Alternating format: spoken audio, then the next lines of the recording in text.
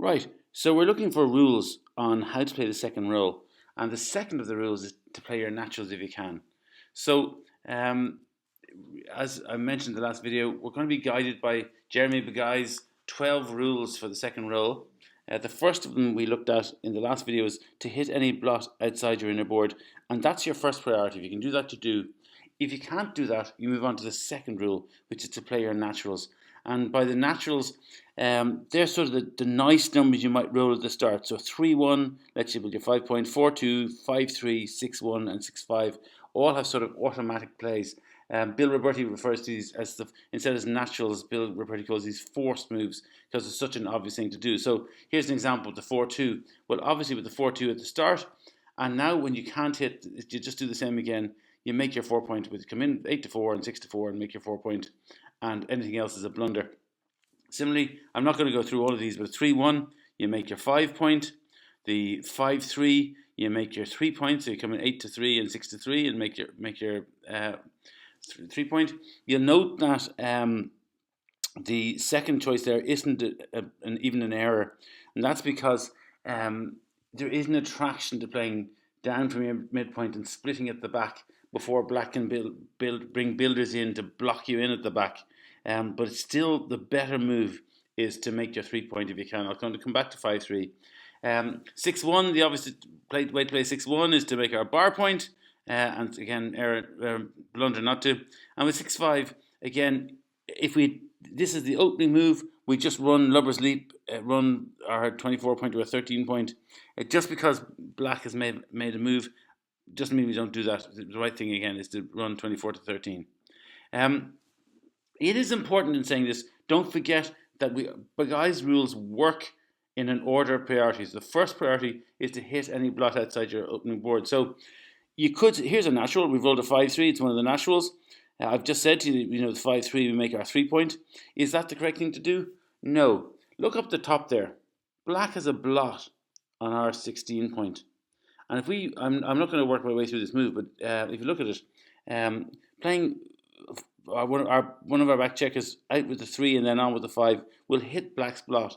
And the priority says we should hit first. So look, it's a blunder there. You see, look at 245 millipoint blunder. It's quite a big blunder to be making the 3 point in our home board. If you can, you just need to keep. You can rush into playing your naturals without thinking about, well, look, what's the order of play. But in general, this is probably going to be one of the easiest rules of all 12 videos that I'll do about the rules, because it's very straightforward. If you can't hit, you generally will play a natural. There are very few and simple sub rules, and as I said in the last video, don't be overwhelmed by how many little kind of rules and sub rules and exceptions there are. These are, again, you're going to do this now so intuitively. The first of the sub rules is simple, and it's just it's a single case in point. If our opponent has blocked made their bar point and blocked us from escaping with a 6, if the 6-5 is blocked, all we have to do is play 13-8 and 13-7. So let's have a look at this. 6-5 actually, interestingly, is the only natural that can be blocked for the second roll. So this is the only time you could be blocked. But if you look up the top there, black has had a 6-1 and has made their bar point. So our 6 is blocked there. So the only way we're going to play a 6 is bringing it down from 13 to 7. Now, slightly safest way to play that is the checker we brought down to run that forward 5 more and play 7-2. So effectively you're playing 13-2 because black will only hit us with a 1. But we're better. I said the sub rule is when your 6-5 is blocked, bring 2 down to the midpoint. So you play your 13-7 and then you bring another one down 13-8 because it just gives you more ammunition. Black has, I think, 17 rolls to hit us now instead of 11, so there's a better chance of hitting us. But what Jeremy Beguy says, you're starting to make a good little attack there and a bit of a block there, and it's worth the risk of the few extra shots compared to just playing 13 down to the 2 point. And you can see it's not a blunder to play 13-2, but it's a big error. The second sub rule is again very straightforward, and you'll kind of, if you've played it all, you'll kind of be used to this. That instead of making our 3 point, we should forego that with a 5-3 if black has put a checker on our 5 point. So here's an example here. Look down the bottom right there. Black has split to our 5 point and we've rolled a 5-3. We could, I said, play 8-3 and 6-3 and make a 3 point. That's the natural play. However, if black rolls a 4 now, they're going to just, our little blocking point on the 3 point will be just leapfrogged by black if they roll a 4. It'll be very quickly out of play, and also black will end up having a really good advanced anchor on our 5 point if we don't stop them. So we have to go back. We have to knock them off to our 5 point. So with the 3, we're going to play from 8 to 5 and knock them off the 5 point. And the best option then is just to play from 13 to 8 and bring it down. So effectively, that moves. You're coming down from the 13 point and moving on and hitting the black on the 5 point. And it's the correct move. Within this rule about playing the naturals, there's only one exception. And that comes, and it's a very minor point, it's a very rare occurrence. But just if our opponent rolls a 4-3 and moves their 2 back checkers forward, the 4 and the 3, it's not a common opening use of the 4-3, but it can happen. And if they do, and you roll a 6-5, this is the only exception. Well, instead of doing the lover's leap going from 24 to 18 and then 18 to 13, we do the 24 to 18 bit all right. But black has 2 nice, juicy looking blots down there on the bottom that we like to try and attack. So rather than playing that on to the 13 point, we bring one down from the 13 point instead, because it just gives us more ammunition for the attack if we get a chance to make it. And there's not much of a difference. It isn't. Jeremy Begay says that an error of 20 millipoints or more he's calling an exception. Anything less than that he's calling a substitution.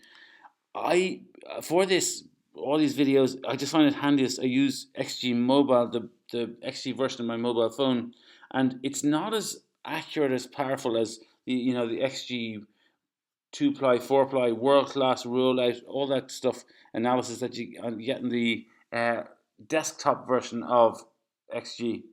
But so according to this, there's not much in the difference, which is still the right thing to do.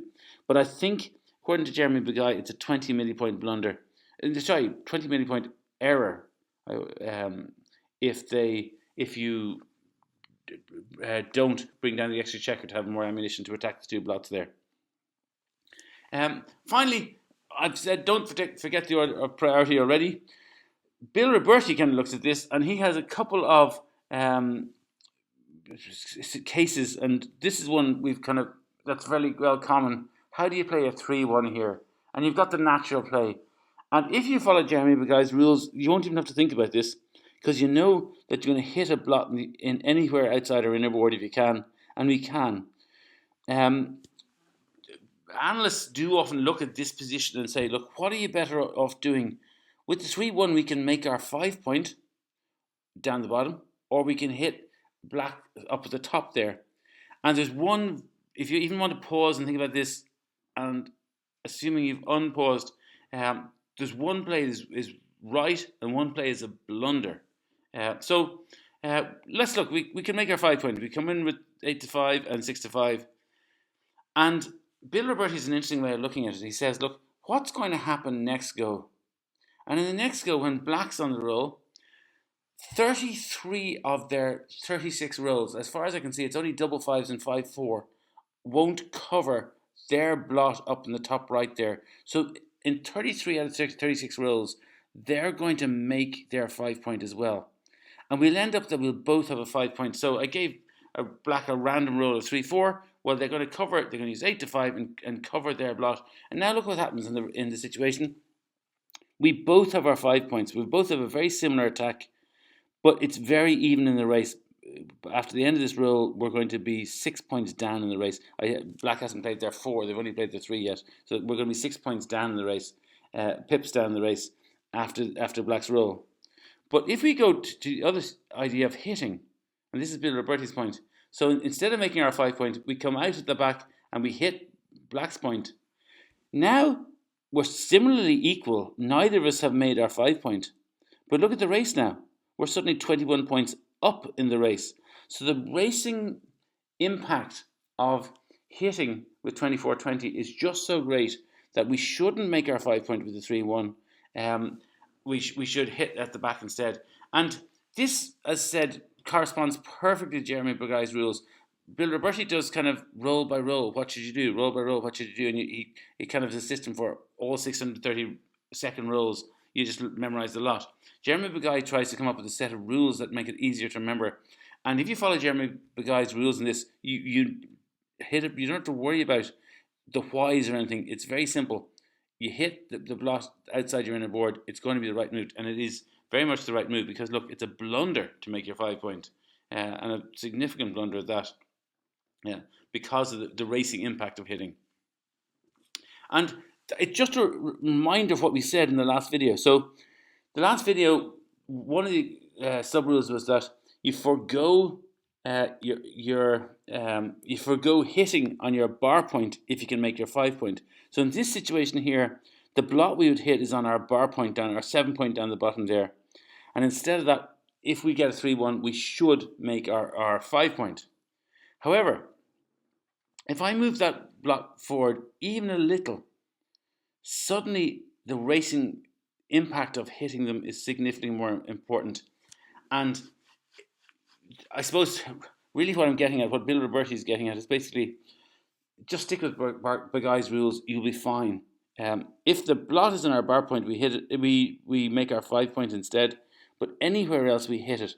So in this situation here, where a black has run with a 6 and a 3 and run out to our 10-point, we can hit with 13 to 10, and then we can just split our checkers at the back. And Jeremy Bugai's rules always seem to work with this. That's the beauty of his rules. So if you look down the bottom left where our white blot is there now, that's because black had opened with a 6-3 and had run forward with a 6 and a 3 to that point. If they'd rolled a 6-2, there'd be 1 pip to the right of where we are now. And again, we can still hit that. Hit if you can. We could play 13 to 10, and then on to move the checker 10 to 9 and hit black and send it back in the bar. We'd be 1 pip to the right, as I say, and we just wouldn't be able to split our checkers at the back, but it would still be very much the right move. So that's all you have to do. Follow Jeremy Bugai's rules, and you'll be fine in kind of any of these positions because we will deal with them in such detail. And it's just interesting to note, if you had made your 5-point there, what's that? It's the third choice there, and it's a 45 millipoint error. It's quite a significant error to have made that point. Now, lastly, I just thought I'd share a little puzzle from Mochi. Mochi does this online seminar. You can find it on YouTube if you look up Mochi Second Roll Seminar. And he gives this as a puzzle to the room. And in fairness, there's some expert players in the room and they get it. But he just comes up with a little bit of a comparison of outcomes that you might like to have a little go at now. He said, look, here are 2 very similar positions. In both these positions, black has rolled a 5 and a 4. They've played 13 to 8 with the 5, and they've split at the back with the 4. What should we do? In both positions, we rolled a 5 and a 3. The difference is this. In the first position, it's the second roll of the game. It's our first roll, and we've got a 5 and a 3 to play. In the first position. In the second position, we went first. We got a 5-1, and we played 13 to 8, and then split at the back. So, in the first position, black went first. In the second position, we went first. Should we do things differently? And again, you might want to pause and think about that. And assuming you've unpaused, well, let's take the first position here. We've covered this already in this video. We need to fight for the 5-point. We don't make the natural move of 8 to 3 and 6 to 3 and making our 3-point because we've got to fight for our 5-point. I said we've covered this video already. Instead we play 13 to 5 and hit. But in the second position, it's all about being established in the game. We are much better established in the game. After this roll, we're going to be 5 pips ahead in the race. We have brought a builder down already with 13 to 8. So we already have more ammunition in the zone. We are by the end, I was going to say we're as well established as black. By the end of this roll, we'll be better established than black. So we can play a little bit more cautiously. And in this position, now that we've gone first and we're ahead in the race, if this is grandmaster stuff. You know, if you're kind of getting in this, don't get too bogged down in this. But this position, Machi says, look, now that we're better established in the game, we should play the safe play, just make the 3 point. And it's just an interesting example of, we're looking at the second row, but we're looking at the second row with a view to a lot of those principles carry on the third, the fourth, the fifth row. And here's just an example of a principle we just need to bear in mind, that when we're well established in the game, we play a little bit more cautiously because we don't want to give away that lead that we already have. So that's it for playing the naturals. That's it for this video. It's very straightforward. Don't forget that the first thing you do is try and hit in your outer boards. If you can't do that, you go to play your naturals. Very simple. You play them as you would, for the starting move. Just a couple of sub rules. About 6-5 being blocked, you play 38, 37, and if black is split to the 5 point and you roll a 5-3, you hit them. You don't make your 3 point. That's it really for that one. We'll come back with another video about the third rule shortly.